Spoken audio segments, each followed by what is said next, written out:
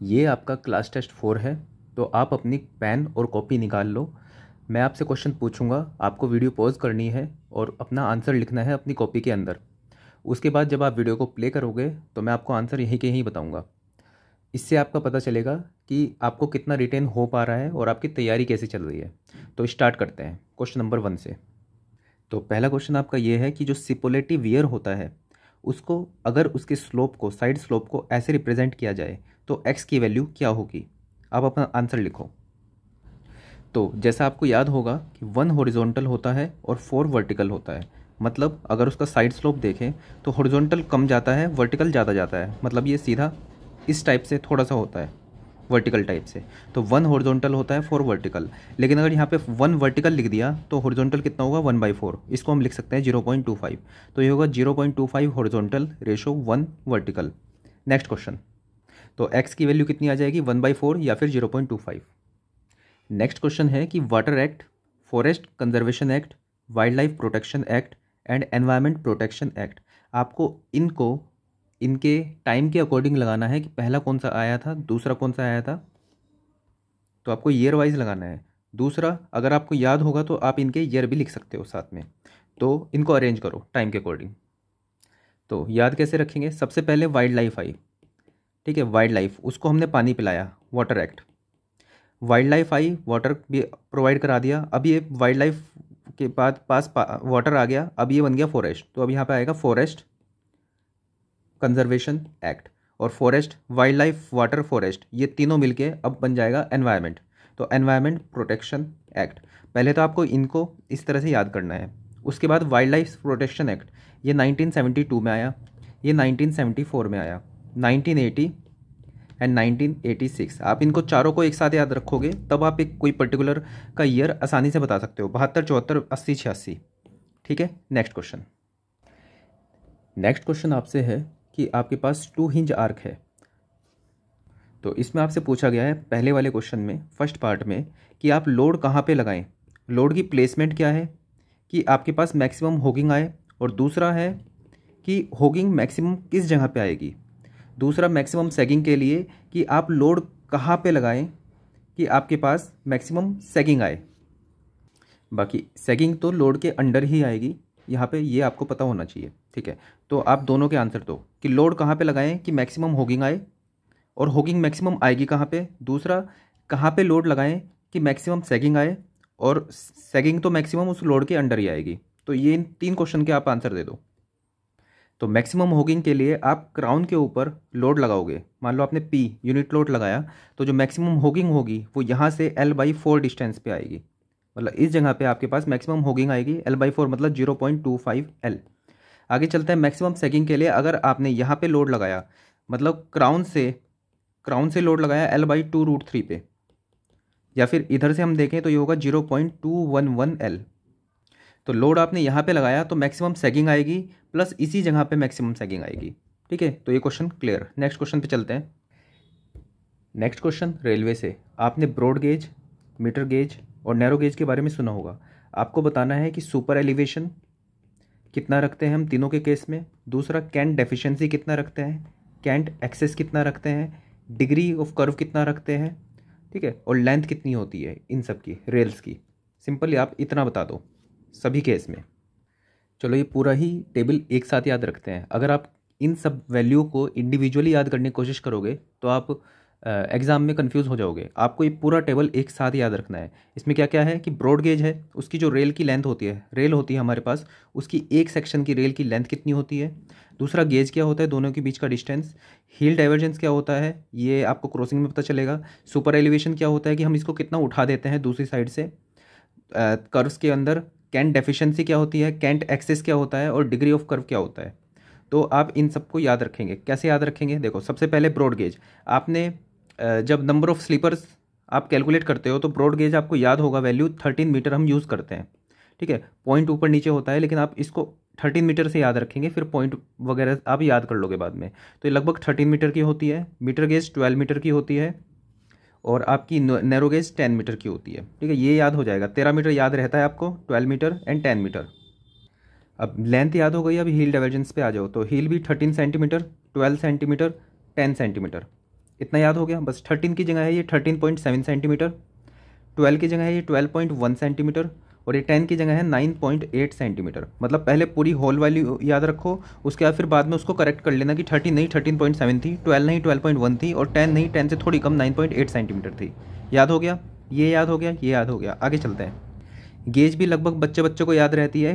Broad gauge में 1.676 metre होता है, मीटर गेज में मतलब 1 मीटर हो जाएगा, नैरो गेज में 0.762 मीटर होता है। ठीक है, ये भी आपको याद रहेगा। अब आते हैं super elevation, cant deficiency and cant excess के ऊपर। अब एक रिलेशन याद रखो कि गेज का 1/10 जो होता है वो मैक्सिमम वैल्यू होती है सुपर एलिवेशन की। ठीक है, उससे ज़्यादा नहीं जा सकती। तो 1/10 करेंगे इसको, 1.676 मीटर का 1/10 करेंगे तो ये जाएगा 0.167 मीटर। ठीक है, मतलब 16.7 सेंटीमीटर। मतलब इससे कम ही रहना चाहिए सुपर एलिवेशन, तो 16.5 सेंटीमीटर। आगे चलता है, 1 मीटर का 1/10 करा तो ये आ जाएगा 10 सेंटीमीटर, और 7.762 का अपॉन 10 किया तो ये हमारे पास आ गया 7.6 सेंटीमीटर। क्लियर है?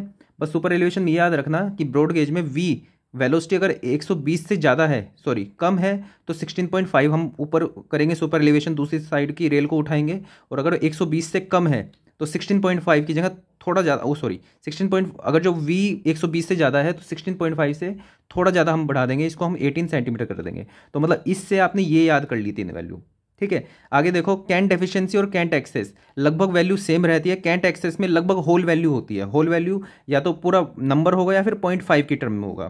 तो देखो 7.6 खत्म हुआ यहाँ पे, तो 7.5 यहाँ पे स्टार्ट होगा। 7.5 5 4 7.5 सेंटीमीटर, 5 सेंटीमीटर, 4 सेंटीमीटर। अब कैंट डेफिशिएंसी और कैंट एक्सेस लगभग बराबर ही होते हैं। यहाँ पे 7.5 है तो यहाँ पे 7.6 हो जाएगा, यहाँ पे 5 है तो यहाँ पे 5.1 सेंटीमीटर हो जाएगा, और यहाँ पे 4 है तो यहाँ पे 3.8 सेंटीमीटर होगा। आप हमेशा थोड़ा सा मतलब इसको समझना कि वैल्यू जो हमने ली थी उससे मतलब इस वाले केस में थोड़ी ज़्यादा होती है, इस वाले में कम। जैसे हमने अभी देखा यहाँ पे 10 था, ठीक है, तो यहाँ पे 9.8 हो गया।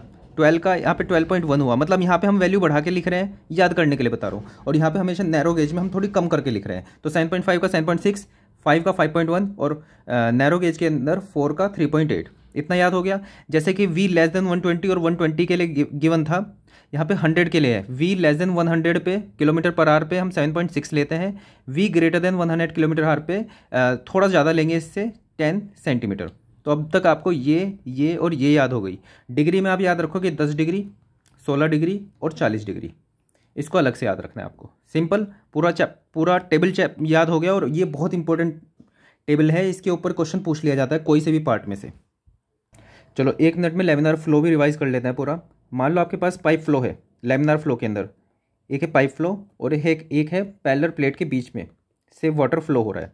तो आपको कुछ वैल्यू याद होनी चाहिए। तो आप बताओ, यू मैक्स की वैल्यू क्या होती है आर एंड आर की टर्म में।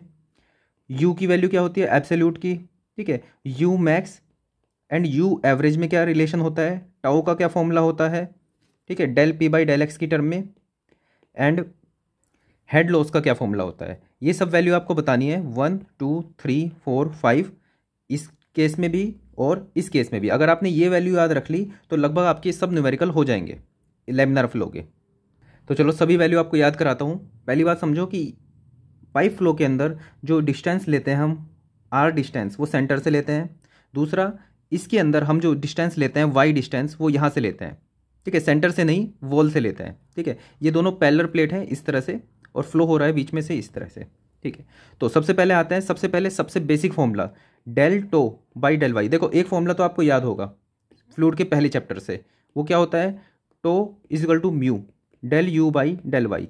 ये जनरल फॉर्मूला है, लगता है सब जगह पे। ठीक है, आगे चलते हैं। एक फॉर्मूला है del tau by del y is equal to del P by del x, कि मतलब जो शेयर स्ट्रेस है वाई में जिस तरह से चेंज हो रही है, इसी तरह से प्रेशर जो है वो एक्स डिस्टेंस में चेंज हो रहा है। सिंपल सी बात ये है इसकी।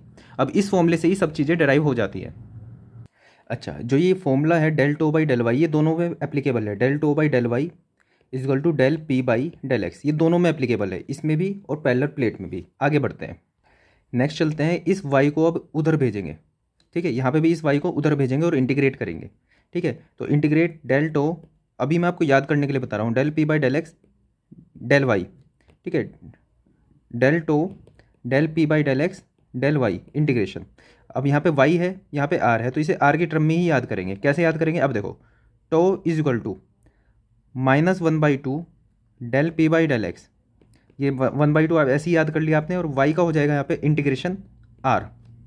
ठीक है, ये एक्चुअल में ये नहीं हुआ, ये कुछ और हुआ, लेकिन मैं आपको याद करना सिखा रहा हूँ। Tau is equal to -12 del P by del x r, ये पूरा फॉर्मूला अगर जो आपके पास वैसे याद रखने की कोशिश करोगे तो याद नहीं होगा आपको। पहले इससे देखा आपने, इससे आया कि हाँ ये जो बाकी की टर्म है ये एज इट इज़ है, तो वाई उधर गया, इसका आर हुआ, ये हुआ ऐसे। अच्छा यहाँ पे देखेंगे इसको, तो tau is equal to half है, -12 है, -12 तो रहेगा, del P by del x भी रहेगा। यहाँ पे आर था, क्योंकि यहाँ पे आर यूज़ था, यहाँ पे वाई यूज़ हुआ है, तो यहाँ पे यूज़ करेंगे हम बी, आर की जगह बी -2y। अभी ध्यान रखो इस चीज़ को। चलो ऐसे करते हैं, पहले सिर्फ इसी के फॉर्मूले ड्राइव कर देते हैं, फिर इस पे चलते हैं। पहले इसको चलते हैं इस पे। तो अभी तक हमारे पास क्या आ गया फॉर्मूला।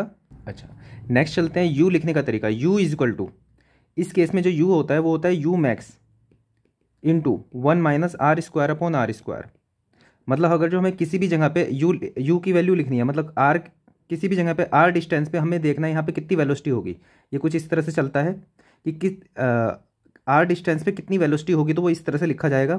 अच्छा u मैक्स क्या होगा, सेंटर पे सबसे कम यहाँ पे रेजिस्टेंस है, तो इसलिए यहाँ पे सबसे ज़्यादा वेलोसिटी होगी, तो u वो होगी यहाँ पे u मैक्स। ठीक है, तो u is equal to u max की जो भी वैल्यू हो 1 - r²/r²। अच्छा अगर हमसे पूछ लिया जाए u मैक्स क्या होगा, तो u मैक्स जो हमारे पास होता है वो होता है -1/4 mu del P by del x into r²। देखो अब ये वाला फॉर्मूला और ये फॉर्मूला थोड़ा सिमिलर लग रहा है आपको, ये del P by del x है यहाँ पे, ठीक है, आर भी है, लेकिन यहाँ पे अंडर रूट में म्यू नहीं है, नीचे म्यू नहीं है, लेकिन यहाँ पे म्यू है। इसको कैसे समझो, देखो ऐसे समझो इसको, tau is equal to mu d u by d y, ये फॉर्मूला आपने बेसिक पढ़ा है। जब आप वाई इधर भेजोगे तो म्यू, और म्यू नीचे भेजोगे तो आपके पास आएगा D U is equal to 1/म्यू टो डी वाई। मतलब जो आपके पास टाउ की वैल्यू है उसको आप इंटीग्रेट कर दोगे तो आपके पास u की वैल्यू आ जाएगी। मतलब टाउ को अगर जो आपने इंटीग्रेट कर दिया और अपॉन म्यू कर दिया तो आपके पास जो आएगी क्या कहते हैं u की वैल्यू आ जाएगी। ठीक है, तो आप अगर जो इसको इंटीग्रेट करोगे, ठीक है, तो r का r² हो जाएगा। ठीक है, r²/2 होगा तो 1/4, तो 1/4 del P by del x r², ये आपके पास u मैक्स की वैल्यू आ गई।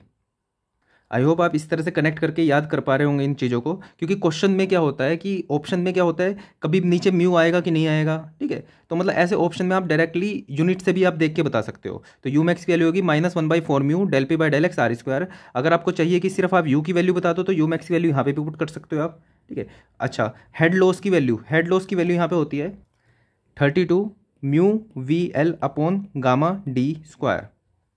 ठीक है, अच्छा इसके अंदर और समझो कि अगर जो यहाँ पे हेड लॉस की वैल्यू बात पूछी उसने, ठीक है, अगर यहाँ पे पूछ लिया जाता डेल्टा पी की वैल्यू क्या है, तो डेल्टा पी और हेड लॉस में अंतर क्या है, देखो गामा इंटू हेड लॉस ये होता है डेल्टा पी, ये यूपीपीएससी में पूछा भी जा चुका है।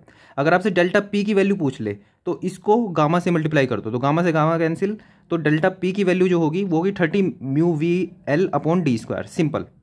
और अगर जो इसको गामा से डिवाइड कर दिया तो ये आ जाएगा डेल्टा एच, तो लिख देता हूँ मैं यहाँ पे। अच्छा और एक सबसे इंपॉर्टेंट पॉइंट कि जैसे वेलोसिटी का ग्राफ कुछ इस तरह से जा रहा है, यहाँ पे है यू मैक्स। ठीक है, अब जब हम इसको इंटीग्रेट करेंगे तो कहीं पे किसी जगह पे एक एवरेज वैल्यू भी आएगी। ठीक है, एवरेज वैल्यू यू एवरेज, तो आपसे ये पूछा है कि यू एवरेज और यू एक्स में क्या रिलेशन है। तो पहले इस चीज़ को भी समझो, थोड़ा सा कॉमन सेंस लगाओ इसमें कि you max upon you average की वैल्यू, अगर आपसे मान लो ऑप्शन चेक करना है आपको, मान लो ये पूछा है कि you max upon you average की वैल्यू है और आपके पास 4 ऑप्शन है सी डी। अब आपको ये मान लो आपने आज तक पढ़ा नहीं था, आपको सिर्फ कॉमन सेंस से बताना है, तो आप 2 ऑप्शन को तो ऐसे ही एलिमिनेट कर सकते हो। देखो यू मैक्स ऊपर है, यू एवरेज नीचे है, एवरेज वैल्यू हमेशा मैक्सिमम वैल्यू से कम होगी, तो मतलब ऑप्शन में जिसमें भी 1 से वैल्यू ज़्यादा है, ग्रेटर देन 1 है, वही होगा, बाकी के 2 ऑप्शन खत्म। तो आप कम से कम 2 ऑप्शन में तो तुक्का लगा सकते हो। वैल्यू कितनी होगी वो बता देता हूँ आपको। यू मैक्स जो होता है वो ट्वाइस ऑफ यू एवरेज होता है। ठीक है, या फिर आप लिख सकते हो यू एवरेज जो होता है 0.5 टाइम्स ऑफ यू मैक्स होता है, ये आप याद रख लेंगे इसको। अच्छा ये है पाइप फ्लो में, अगर आपके पास पैरेलल प्लेट की बात आई तो यू मैक्स जो होगा वो 2 की जगह 1.5 टाइम्स होता है यू एवरेज के, ये अभी याद रख लो। अब आते हैं इसके फॉर्मूले के ऊपर।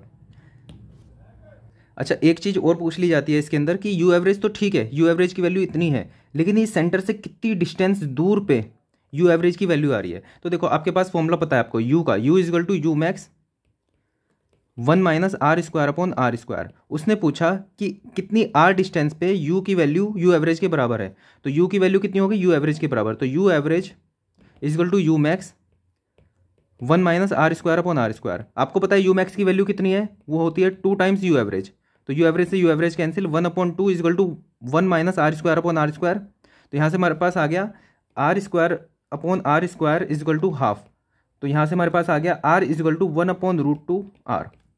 ठीक है, तो इसकी वैल्यू आएगी आर इजकल टू 0.707 आर। तो मतलब यहाँ से 0.707 आर पे ये यहाँ पे यू एवरेज की वैल्यू आ जाएगी, मतलब आई मीन टू से कि यू एवरेज होगा कितनी डिस्टेंस पे, आर से 0.707 आर, मतलब ये पूरी है आर और इससे 0.707 पे यहाँ पे यू एवरेज की वैल्यू आएगी, मतलब यू एवरेज होगा यहाँ पे। सिंपल, आगे बढ़ते हैं। तो पहला फॉर्मूला आपने याद रख लिया था, del tau by del Y is equal to del P by del X. इससे फॉर्मूला आ जाता है हमारे पास tau is equal to minus half del P by del X, as it is Y उधर भेज रहे हैं, इंटीग्रेट कर रहे हैं, बी माइनस 2y। सिंपल। अच्छा, u निकालने के लिए u is equal to minus 1/2 mu. देखो u निकालने के लिए हम क्या करना है, टाउ से म्यू से डिवाइड करना है और इंटीग्रेट करना है। तो टाउ अपॉन कर दिया, देखो टाउ की वैल्यू है ये, अब इसको इंटीग्रेट कर दो, म्यू बस नीचे डिवाइड कर देना, तो minus 1/2 mu del P by del x. ठीक है, अब इसको इंटीग्रेट करो, तो इंटीग्रेट करेंगे y की टर्म में, तो बी वाई आ जाएगा यहाँ पे, माइनस 2y का 2y को इंटीग्रेट करेंगे तो वाई स्क्वायर बाई 2, 2 से 2 कैंसिल वाई स्क्वायर। तो एज इट इज़ आपको u की वैल्यू भी याद आ गई, हो गई। ठीक है, आगे चलते हैं, बात करते हैं यू मैक्स की। यू मैक्स, देखो यू मैक्स कहाँ पे होगा, यू मैक्स होगा सेंटर पे, तो मतलब y की जगह अगर जो हम कितना रख दें, ये मान लो टोटल b था, y की जगह b/2 रख दें तो यू मैक्स की वैल्यू आ जाएगी। तो b/2 रखेंगे यहाँ पे, तो minus 1/2 mu del p by del x b into b/2 minus b square by 4। तो यहाँ पर हमारे पास वैल्यू आ जाएगी minus 1/2 mu del p by del x b square by 4। ठीक है, तो ये हो जाएगा हमारे पास minus 1/8 mu del P by del x b square. तो याद रखने की भी जरूरत नहीं पड़ी आपको कि यू मैक्स में क्या था, इसमें क्या होगा, आप डायरेक्टली बता सकते हो। आगे चलते हैं, यू मैक्स हो गया, हेड लॉस की बात करते हैं। Head loss is equal to, यहाँ पे होता है, यहाँ पे था 32, यहाँ पे 12 mu V L upon gamma D square. अच्छा, ये जो वी है वो है वी एवरेज, वी एवरेज रखेंगे हम यहाँ पे। ठीक है, आगे चलते हैं, यू मैक्स यहाँ पे था, यू मैक्स यहाँ पे हो जाएगा 1.5 you average. Simple. Next question है मेरा आपसे एक्टिवेटेड स्लज प्रोसेस के ऊपर। तो पहले थोड़ी पृष्ठभूमि तैयार कर देता हूँ आपके लिए, उसके बाद कुछ क्वेश्चन के आंसर आपको देने हैं। तो मान लो आपके पास एरेशन टैंक है, इसके अंदर इसका जो वॉल्यूम है v है, इसके अंदर जो बायोमास है वो x है, और यहाँ पे जो BOD आ रही है वो s है, यहाँ से BOD जो चल के आ रही है वो आ रही है s। तो Q0 इसका डिस्चार्ज था और BOD आ रही थी s। ठीक है, यहाँ पे बायोमास x हो गया। उसके बाद क्या, यहाँ पे सेडिमेंटेशन टैंक लगाते हैं, सेकेंडरी सेडिमेंटेशन टैंक।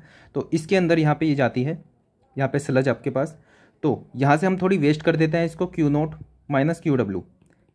ठीक है, तो QW, ठीक है, ये QW क्या है, QW यहाँ से वेस्ट करते हैं, तो यहाँ पे कितनी होगी, Q0 माइनस QW, और यहाँ से जो बायोमास निकलता है वो x ही निकलता है, मतलब थोड़ा कम होता है, क्योंकि बायोमास जो है वो सेटल डाउन होता है यहाँ पे।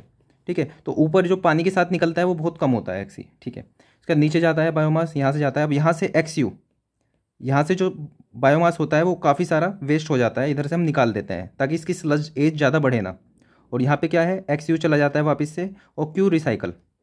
ठीक है, तो ये सब हमारे पास टर्मिनोलॉजी है। अब आपसे मेरा सवाल पहला, कि आप हाइड्रोलिक रिटेंशन टाइम का फॉर्मूला बता दो। दूसरा, मीन सेल रेजिडेंस टाइम, इसका फॉर्मूला बता दो। तीसरा, फूड अपॉन मास रेशो का बता दो आप, बायोमास रेशो। चौथा, एक यू होता है सबस्ट्रेट रेशो, उसका बता दो। और पांचवा, आप इक्वेशन बता दो, इसकी जो कंजर्वेशन इक्वेशन होती है। ठीक है, आपको पहले वो इसकी इक्वेशन बता देता हूँ। Biomass produce is equal to biomass killed plus biomass waste. इसके अकॉर्डिंग जो इक्वेशन बनती है, इसकी बेसिक इक्वेशन, वो आप मुझे बता दो। तो सिंपल है, अगर आपको ये सब पता है तो आप जो एक्टिवेटेड स्लज प्रोसेस का जो क्वेश्चन आएगा वो आप सिंपली कर सकते हो, बहुत इजी कैलकुलेशन से, लेकिन आपको इनके बारे में पता होना चाहिए। तो वीडियो को पॉज करो और इन सबके आंसर बताओ। तो पहला क्वेश्चन था हाइड्रोलिक रिटेंशन टाइम, कि पानी कितनी देर तक यहाँ पे रुक रहा है, इसके अंदर पानी कितनी देर के लिए रुक रहा है। तो सिंपल सी बात है, देखो ये कंटेनर है, इसके अंदर पानी जो है Q डिस्चार्ज से आ रहा है, ठीक है, और T टाइम में ये भर जा रहा है, वॉल्यूम है इसका V। इसका उल्टा मानो कि यहाँ से Q डिस्चार्ज से बाहर निकल रहा है, V इसका वॉल्यूम है और T टाइम, कितना टाइम लगेगा। तो देखो Q is equal to V upon T होता है, ठीक है। तो हमसे हाइड्रोलिक रिटेंशन टाइम पूछा है, तो T is equal to V upon Q, simple सी बात है। तो हाइड्रोलिक रिटेंशन टाइम क्या होगा इसका, V अपॉन Q नोट। ये आ गया सिंपल हमारे पास आंसर, ठीक है। आगे चलता है मीन सेल रेजिडेंस टाइम, कि इसके अंदर जो बायोमास है वो कितनी दिनों के लिए रह रहा है, ठीक है। तो देखो समझो कि यहाँ पे X बायोमास प्रोड्यूस हुआ और XU वापस आ रहा है यहाँ पे, ठीक है। कुछ बायोमास बाहर निकल भी जा रहा है। तो इसके हिसाब से देखें तो जैसे हमने देखा कि पानी कितना निकल रहा है अपॉन कितना डिस्चार्ज से अंदर आ रहा था, ऐसा कुछ था, ठीक है। मीन सेल रेजिडेंस टाइम में हम क्या करेंगे कि बायोमास कितना निकल रहा है और किस रेट से अंदर आ रहा था, सिंपल इतना रखेंगे हम, ठीक है। तो यहाँ पे क्या करेंगे, पहले इसकी यूनिट देखो, V की यूनिट क्या थी, मीटर क्यूब, Q नोट की यूनिट क्या थी, metre cube per second, simple. Mean cell residence time में हम वेट को देखेंगे, तो उसके लिए पहले थोड़ी यूनिट बता देता हूँ आपको। जो X है, X जो होता है मिलीग्राम पर लीटर है, ठीक है, कि जो बायोमास है मिलीग्राम पर लीटर में, S जो है SP मिलीग्राम पर लीटर में होती है BOD, इतना आप याद रखो इसको, ठीक है। आगे चलते हैं। तो अभी हमने देखा था HRT में कि कितना इसका वॉल्यूम था और किस रेट से बाहर निकल रहा था। अब यहाँ मीन सेल रेजिडेंस टाइम में हम देखेंगे कि कितना यहाँ पे मास प्रोड्यूस हो रहा है और कितनी रेट से बाहर निकल रहा है। रेट से बाहर निकलना मतलब यहाँ से बाहर निकल जा रहा है वेस्ट और यहाँ से बाहर निकल जा रहा है वेस्ट, उससे डिवाइड कर देना है, ठीक है। तो कितना मास यहाँ पे प्रोड्यूस हो रहा है, मास, तो देखो V था, याद करने का तो तरीका यही है, VX अपॉन QX, ये करेंगे हम। लेकिन इसको थोड़ा समझते हैं, मास कितना प्रोड्यूस हो रहा है, वॉल्यूम इंटू एक्स, VX क्यों किया, देखो V क्या है मीटर क्यूब, X क्या है मिलीग्राम पर लीटर, ठीक है। लीटर से मीटर क्यूब कैंसिल, मिलीग्राम, तो यहाँ पे हमारे पास वेट आ गया, कितना वेट है जो प्रोड्यूस हो रहा है और कितना वेट पर यूनिट टाइम बाहर निकल गया, ठीक है। तो यहाँ पे क्या है, यहाँ पे वेट कितना बना, कितना मास बना और कितना मास पर यूनिट टाइम निकल गया। तो मास से मास कैंसिल होगा, टाइम आ जाएगा ऊपर, वो हमारे पास आंसर होगा। तो VX क्या है, कितना बायोमास बना। अच्छा, वेस्ट कहाँ हो रहा है, वेस्ट हो रहा है यहाँ पे और वेस्ट हो रहा है यहाँ पे, ठीक है। तो किस रेट से बाहर निकल रहा है वो देख लो। तो देखो यहाँ पे जो निकल रहा है डिस्चार्ज कितना निकल रहा है, Q नोट माइनस QW, और बायोमास कितना है XC। तो कितना बाहर, किस रेट से बाहर निकल रहा है, Q naught minus Q waste XC।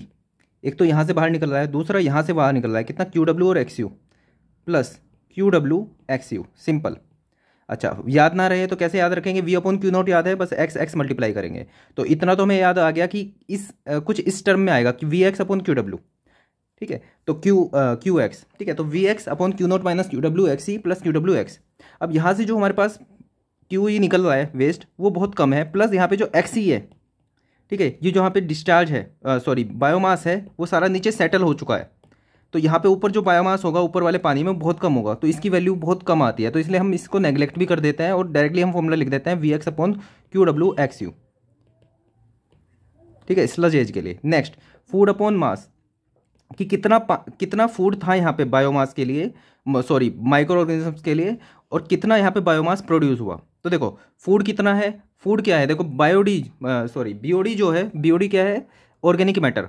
Organic matter जो है फूड है किसके लिए, माइक्रो ऑर्गेनिजम्स के लिए। तो फूड कितना है BOD, ठीक है। तो फूड कितना है BOD, उसको हम कैसे लिखेंगे, कितना डिस्चार्ज आ रहा है, कितना BOD आ रहा है, ठीक है। तो Q note S naught upon कितना मास प्रोड्यूस हो रहा है VX। देखो VX हमने देखा था अभी, मास प्रोड्यूस होना VX, और कितना फूड आ रहा है तो Q नोट S नोट। इसकी यूनिट अगर जो आपसे डायरेक्टली पूछ ली जाए, सिंपल ऐसे क्वेश्चन पूछ लिए जाते हैं कि यूनिट क्या है, तो इसकी यूनिट होगी पर डे, ठीक है। कैसे, देखो Q की कितनी है, metre cube per second, S की कितनी है, मिलीग्राम पर लीटर, लीटर मीटर क्यूब खत्म, तो मिलीग्राम पर सेकेंड, और ये क्या है मिलीग्राम, ठीक है। तो पर सेकेंड बच जाएगा यहाँ पे इसका आंसर। तो Q note S note VX। अच्छा, सबस्टेट U की वैल्यू क्या है, U क्या है कि कितने मास से हमारा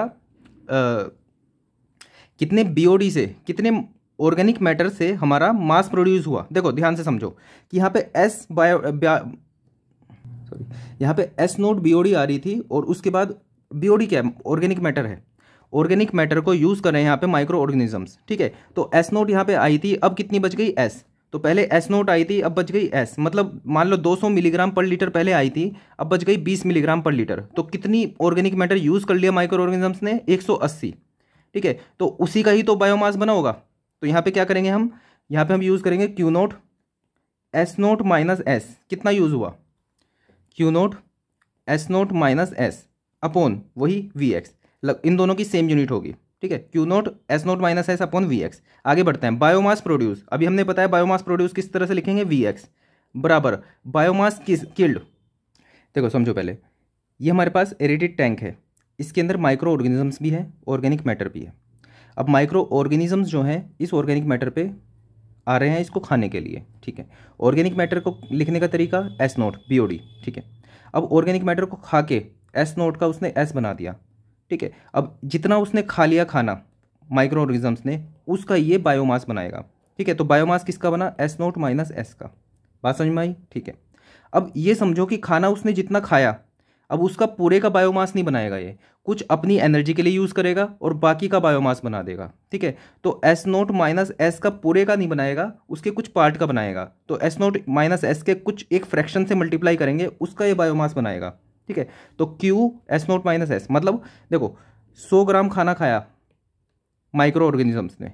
ठीक है, 100 ग्राम खाना खाया, अब उसने जब वो खाना खाया कुछ तो अपनी एनर्जी में भी लगा दिया ना, बाकी सारा खाने से उसने बायोमास बना दिया। ठीक है, तो मतलब मान लो कि 80 ग्राम 20 ग्राम अपनी एनर्जी में बना लिया और 80 ग्राम जो है उसने उसका बायोमास बना दिया। सिंपल सी बात है। तो बायोमास कितना प्रोड्यूस होगा? Q naught S naught minus S. पहली बात तो खाना कितना खाया था और उसका भी कुछ पार्ट उसने बायोमास प्रोड्यूस किया, बराबर बायोमास किल्ड। देखो वी एक्स यहाँ पे बना उसने, V X biomass V X, और किस रेट से किल हो रहा है वो है के डी। ठीक है, ये रेट है, प्लस बायोमास वेस्ट। वेस्ट कितना हुआ? एक तो वेस्ट हुआ यहाँ पे और एक वेस्ट हुआ यहाँ पे, इसको नेग्लेक्ट कर दो तो बचा क्या हमारे पास? Q W X U. Q W X U. SSC में किस टाइप के क्वेश्चन पूछे जा सकते हैं? आपसे डायरेक्टली पूछ लिया जाएगा कि ये इनकी यूनिट्स क्या है, इन सबकी यूनिट्स क्या है? मास पर यूनिट टाइम।